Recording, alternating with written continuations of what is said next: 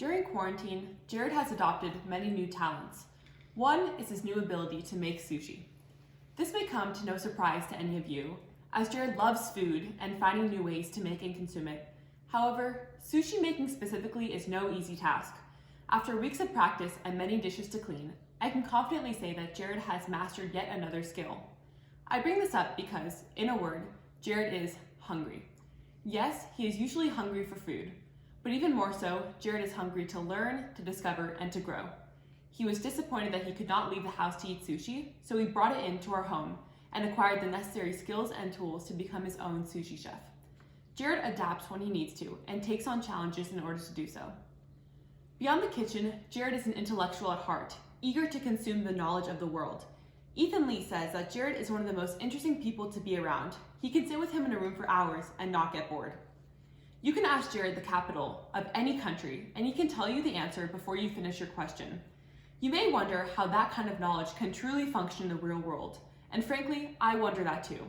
However, while I don't have a complete answer for you, that kind of skill and mental capacity is, in a word, awesome.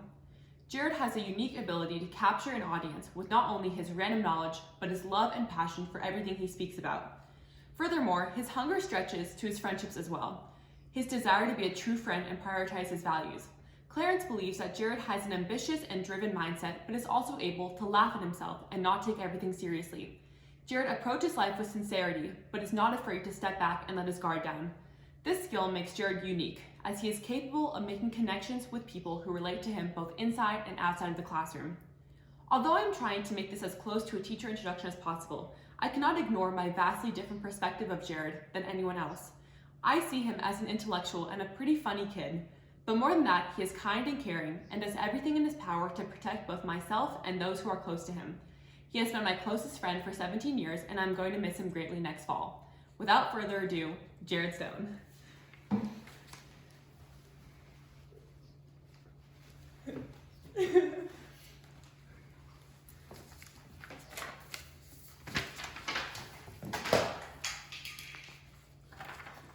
Through my summer camp runs a bridge.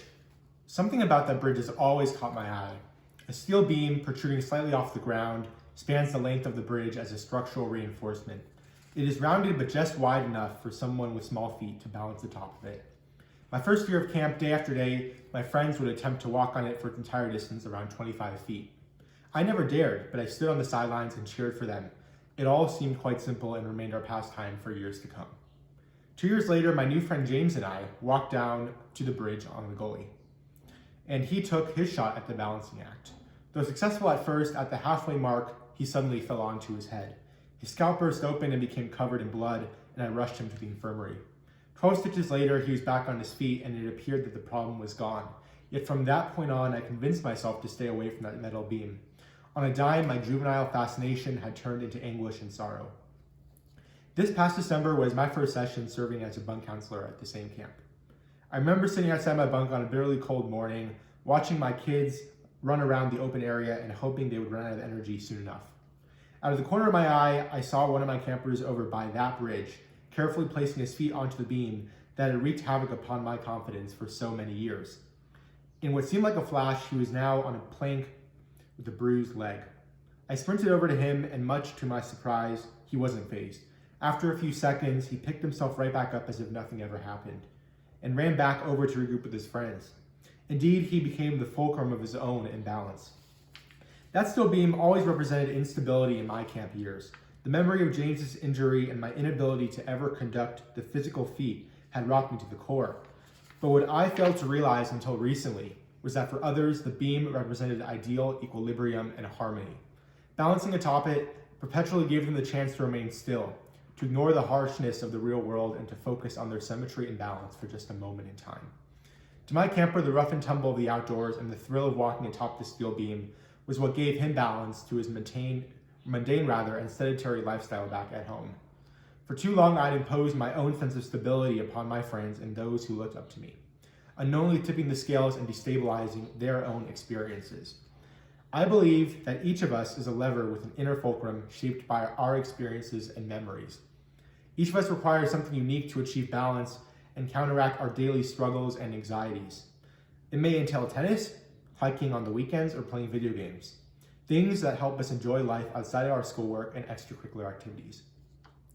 Many of you may know me as an intense academic, but outside of school I often find myself looking at dank memes, chasing around my dog Buster, and as Allison can surely attest, singing Fleetwood Mac really badly in front of the camera.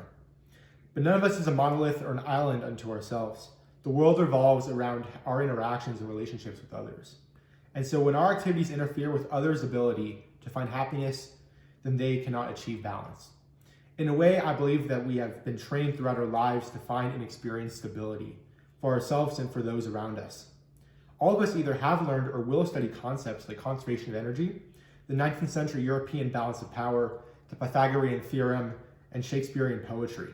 To me, these all convey balance, symmetry, and harmony between opposing forces. Stability takes time to acquire, but it keeps us in the world at ease. It requires that we pursue diverse opinions to anchor and not capsize our ship. When we achieve equilibrium, we achieve maturity and success, the capacity to understand the real world and solve our most pressing issues. I'd like to end by echoing an ever-famous quotation by the Greek mathematician Archimedes. Give me a lever long enough and a fulcrum on which to place it, and I shall move the world. Each of us has the potential to change our community and the world with love and kindness. But when life bogs us down, when the world seems to weigh on our shoulders, let us ease our and others' pressure by finding balance. When we find balance, when we discover those people, passions, and experiences that help us alleviate that weight, there is truly nothing we can't do. Thank you.